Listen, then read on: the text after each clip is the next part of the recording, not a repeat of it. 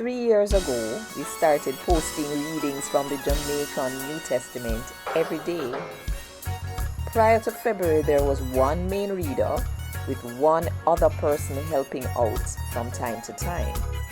In February, the equipment was stolen in a home invasion right in the middle of our series on miracles, signs, and wonders.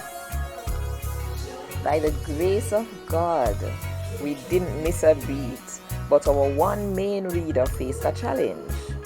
Reaching out for help resulted in a total of 48 others, including people in Jamaica and outside of Jamaica, younger and older, and a special series of ministers reading their favorite passages from the New Testament.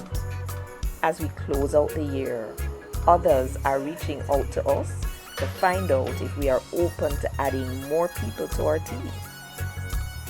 Greater than the expansion of the team is the power of the word as it enters, bringing light and life.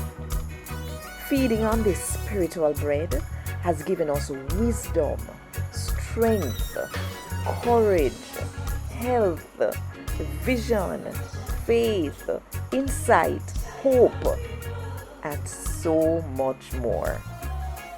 Thank you so much for supporting this important work in Jamaica, land we love.